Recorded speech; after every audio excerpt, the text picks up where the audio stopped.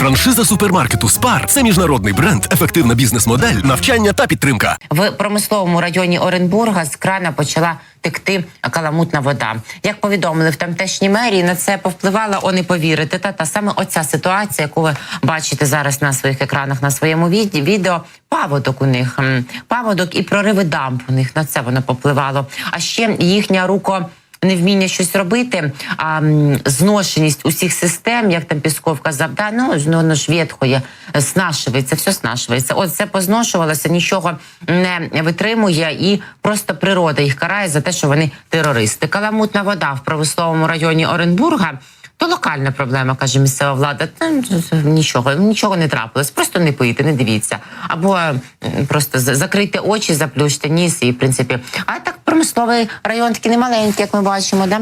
Значить, це пов'язано, як повідомляють тамтешні медіа, з зоною впливу водозабору Оренбург-1. На Оренбург-2 теж прийде. Ось почекайте.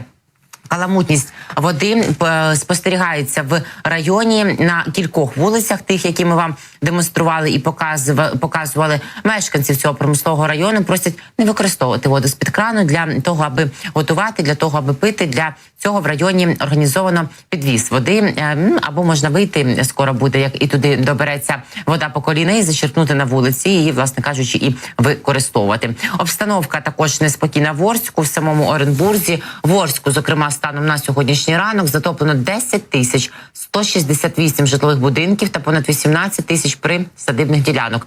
Евакуйовано 6 тисяч 120 осіб. Рівень Уралу впав на 9 сантиметрів і становить 963 сантиметри. 45 садових товариств відключили від електропостачання в Оренбурзі.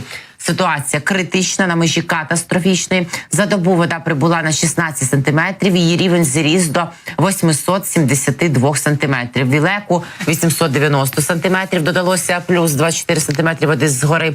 У Бузулуку рівень річки Самари додався на 40 сантиметрів і становив 948 сантиметрів. Загальний рівень в водоймищах Оренбурзької області за добу зріс від 8 до 30 сантиметрів. У деяких населених пунктах є падіння рівня води від 3 сантиметрів у Бугуруслані до 19 сантиметрів у Новосергіївці. А в Красногормі рівень річки Чорної впав на 219 сантиметрів, склав 73 сантиметри. Відкачування води на всій території продовжується, запевняють тамтешні медіа і тамтешня влада. Кажуть, що, в принципі, в них все контрольовано, всюди чергують оперативні служби і нічого не відбувається. Але, просто ви пливіть, хто не вміє, то беріть якісь байдарки, беріть якісь деревця і пливіть по них, в принципі. Але бачимо, що більше 10 тисяч житлових будинків Російської Федерації підтоплені цими паводками.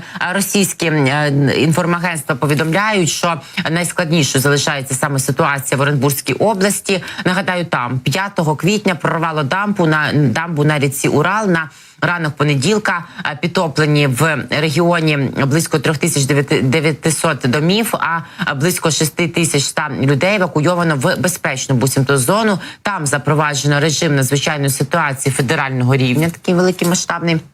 І дамба, як повідомляють їхні, зокрема прокурори місцеві, прорвалася через погане технічне обслуговування, як і все на території Російської Федерації. В неділю Орське НПЗ, до слова, навіть із огня в плам'я, значить, з вогню у воду. Можна вічно дивитися на те, як працюють ці дві стихії, і не тільки ефективно, вони теж просто проти окупантів. От Орське НПЗ, ні, його не безпілотник вдарив, його лиха доля вдарила, бо технічне обслуговування погане на території Російської Федерації, як і все в них. А Ігор Ліпсіц, якого росіяни називають апокаліпсисом, бо розуміють неминучість свого апокаліпсису, він казав дуже давно, професор і доктор економічних наук, російський опозиційний економіст, що через ось таку ветхость, через зношеність, через роками не ремонтовані різні види, не лише дамба, на загал, різних об'єктів промисловості, заводів, технічних установок Російської Федерації, воно так рано чи пізно буде як картковий будинок просто нищитися. І не природа тому вина бездіяльність, розкрадання коштів.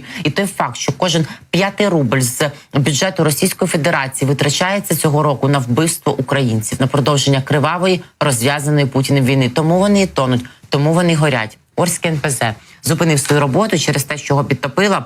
Його потужність переробки 6 мільйонів тонн нафти в рік. Він зупинив свою роботу через підйом води після прорива дамби. Ось так. А нагадаю, що більше 12 було атаковано нафтопереробних об'єктів Російської Федерації за минулий місяць і початок цього на території країни-агресорки, що зупинило, за підрахунками агентства Reuters, щонайменше 15% потужностей нафтопереробки Російської Федерації.